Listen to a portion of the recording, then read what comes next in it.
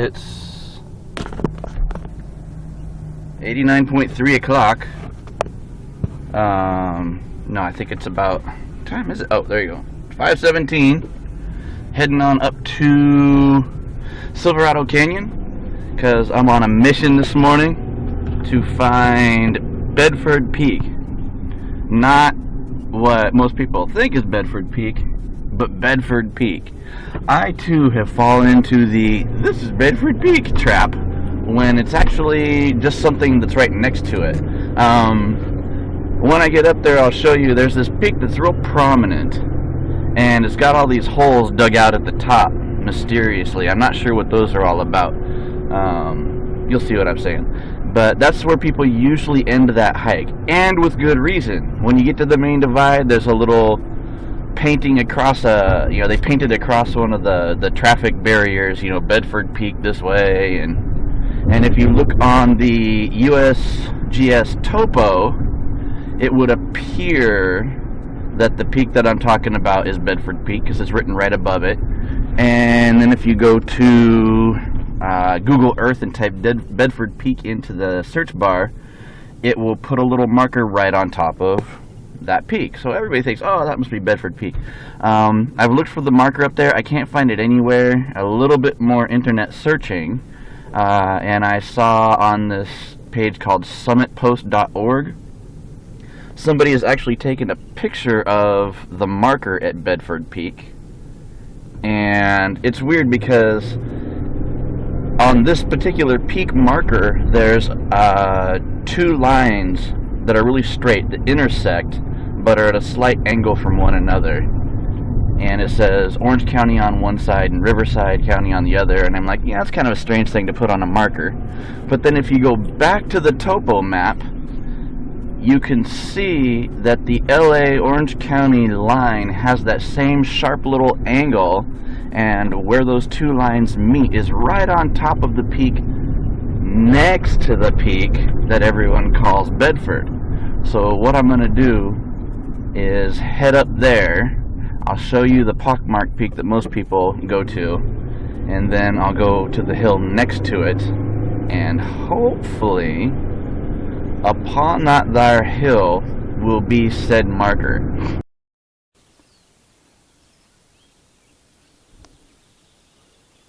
Hear all the birds? That's nice. Here's the gate at the end of the parking lot. This is called Maple Springs Road. And we'll cruise up this about, I don't know, like maybe a quarter mile or so. And we'll get to the turnoff on your left-hand side. I'll show you where that is to get up to Bedford Peak. I think they call it like Bedford Motorway or something is what it's called on a map. What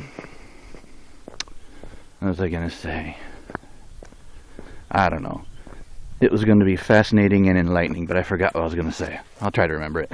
I was going to say the hike itself is pretty short. It's only about 6.5 miles round trip, but it's kind of steep. It's a good workout for you. Okay, as you're walking along, you'll see what looks like a little parking lot to your left, and in fact, when that gate's open, if you have an adventure pass, you can park up here if you want. And you just turn left there, and boom, there's your trail. Now, if you've never had ticks, and you've always wanted ticks, this is a great place to come. Right, this little stretch right here, because the grasses and stuff kind of grow over the trail, and so they brush up against you. Ticks kind of hang out on the grass blades, wait for you to come by and jump on you. And spring, like right now, is the perfect time. They are really happy when it's a little bit wet in the morning, like a cool, wet morning. And then they're all over the place. It actually isn't too overgrown right now. Give it a couple weeks. And, yeah, I've picked up ticks here a few times. And, so, if I get any coming through here, I'll show you that. There's the end of that little tick alley. You get to this guy right here, you just pop over that and head on up. There's the moon. Ain't that pretty? Actually looks a lot better in real life than it does on the camera here, because This thing makes the dark parts really dark. Actually can have quite a bit of light right now. But yeah, real pretty. It's kind of a mellow little climb for a while. Then it jogs to the left. Then you really start cranking up at a steady incline. You come about a quarter mile up that trail. You get to this spot. We see all the rocks and scree. From looking at the map, you can scramble right up that to the top. Kind of rough going, and even steeper because no switchbacks, but you can do it if you want. And then, for a while, there used to be a big bee colony that lived right in here you'd have to go past. I think they may have done some bee control. Looks like, maybe you can barely see it, but it looks like they marked it with an X and probably came in here and gassed them out. But they would come right in and out of that hole right there. If they were still there, or if they had moved back in, I'd be running right now, because just to make sure I hit the trunk of that tree. If they were still in there, the whole thing would have gone. Yeah, because it's not quite warm enough. They wouldn't be out foraging yet. They'd still be kicking it in there, but you'd be able to hear them if you messed with their hive. I used to be a beekeeper. Well, I wasn't a beekeeper. I worked for a commercial beekeeper. So, there's no reason for me to tell you that. What's wrong with me? But, oh, there's some little birds. I don't know what kind of birds they are. Oh, by the way, that's where the trail starts to really get steep. I've seen rabbits up here. I've also seen a lot of quail up here. And hunting is legal. So if you get a hunting license and cruise on up here, you can get some quail. Here's another cool thing about this hike. I'm only maybe 10 or 15 minutes from the very beginning. And we're already starting to get awesome views. Just because you gain so much elevation so quickly. And it's a little hazy. You can't see Orange County out there, but that's where it's at. Although for the most part, it's a pretty steep climb. Every once in a while you hit these little flat spots. So those give you a nice break. There's a yucca. Whoops, screwing up the light. You can see the yucca. Not quite blooming yet. I'm hoping to find some blooming close to the trail, because I saw Pharaoh with 2 R's eating one, and he lived at least long enough to post his video. So I want to try one of those guys.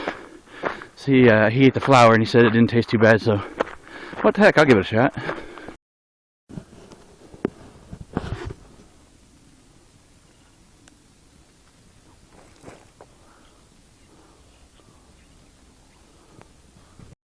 Start warming up because the sun's coming up. Just start getting some elevation, some really nice views up here. Look at that sunrise, ain't she a pretty one? Me and sparkless water making friends. Yeah, it's really gonna start getting warm here. Anyway, onward. There's a bunny.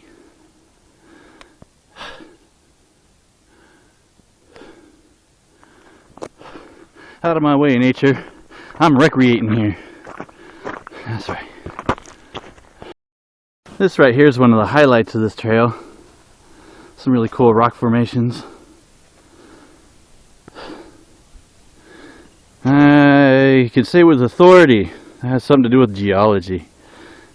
I don't know anything about it, but anyway. It's cool looking. It's not too far from that Coffin Rock, maybe quarter mile, third maybe. But coming from Coffin Rock to here, that little section is probably the steepest section of the trail. So you get to Coffin Rock, get ready to grind a little bit, look at these pretty rocks, and then you're getting close to the top.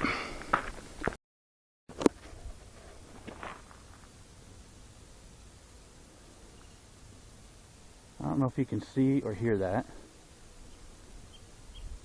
but there's bees all over these things. It's warmed up a little bit, so they've come out to do their foraging.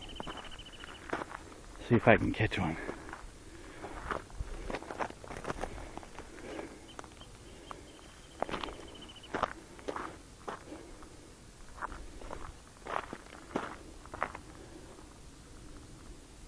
Oh, there's a bush just full of them right there.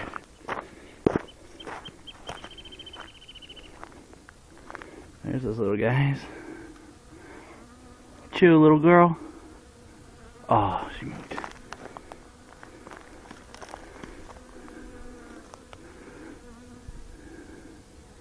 Dang. My reflexes have slowed since my beekeeping days. Ah, almost got one. Darn it.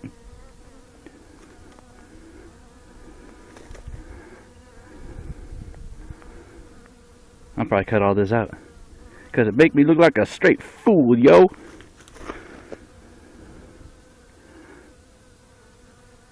There we go. See, there's one. Hey, little bee. What's cracking? She's trying. She's missing. There you go. Oh, there she goes. Yeah, I don't mess with no snakes, but bees I can do. Getting towards the top here. You pass under these power lines. So you head up past that section of the trail, come under here, and get yourself sterilized. Come up this way, and I don't know if you can see it. There's a, nah, too much sun. There's a trail that just kind of shoots right up, just underneath that ridge and around the corner. And once we get up there, it pretty much flattens out. This is cool. I mean, look, there's all these rocks here, so what the heck, why not? Check that out, that's sweet.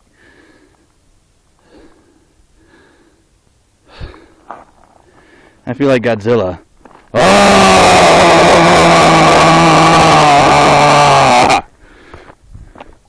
See, because if these were buildings.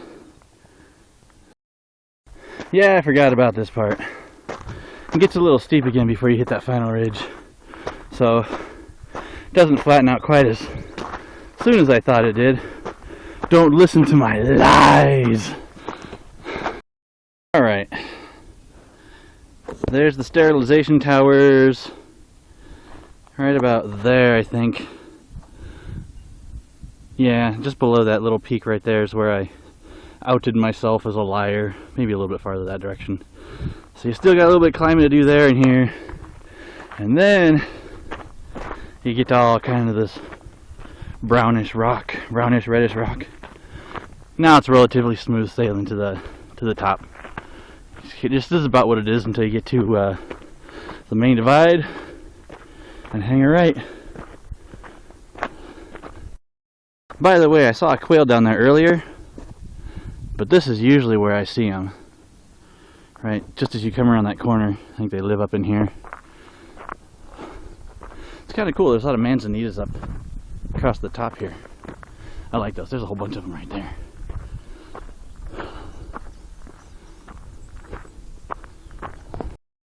That's not manzanita.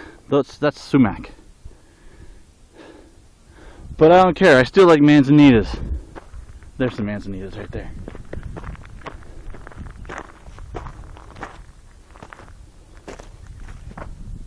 Those are cool. Oh, there's a whole bunch of them. Today on Look at This Plant, and then look at that frickin' plant, we bring you manzanitas. Then you pass this here old chopper pad. This is the old windsock. Whenever I come by here, I get real sad that you're not allowed to overnight in the Trabuco Ranger District of the Cleveland National Forest, because this would be perfect for the scout troop. Bring them up here, set them up right there. You could safely have a fire right here. Whatever.